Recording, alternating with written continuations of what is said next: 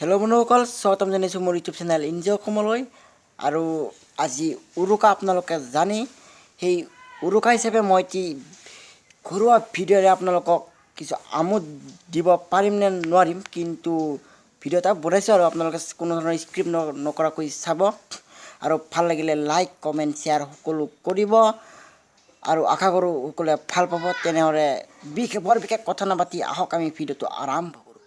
এয়াই স্পেচিয়েল ভিডিঅ'ৰ স্পেচিয়েল বস্তু, যিয়ে নেকি সৰু বৰ নেওচি সকলোকে সমানতা প্ৰদান কৰে, সিয়েই হৈছে সেই বস্তুটো। আৰু এয়া চাওক, দাদাহঁতে মাংস কাটি আছে।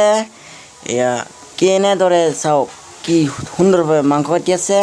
আৰু এনেদৰে আমি আমাৰ যি নেকি ভোগালীৰ ভোগ তাক নাইকিয়া কৰিছিলোঁ।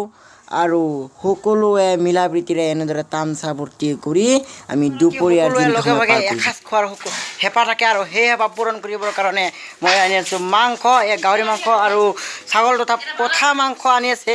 দেউতাই বজাৰত গৈছে, পঠা মাংস লৈ আনিব।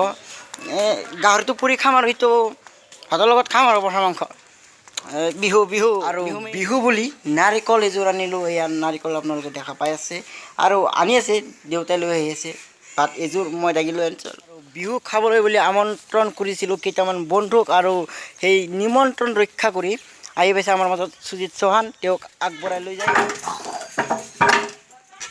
আজিৰ দিনটোত অসমৰ জীয়ৰী বোৱাৰীসকলে যেনেদৰে পিঠাগুড়ি খুন্দাত ব্যস্ত, ঠিক একেই অৱস্থাত আমাৰ ঘৰতো সেই একেই পৰিৱেশতে পিঠাগুড়ি খুন্দা হৈ আছে। আৰু ইয়াৰ পিছত পিঠা বনাব, আমি খাম। আশা কৰোঁ আপোনালোকে সকলোৱে পিঠা খাবলৈ বুলি আহিব আমাৰ ঘৰলৈ। তেনেহ'লে আহক।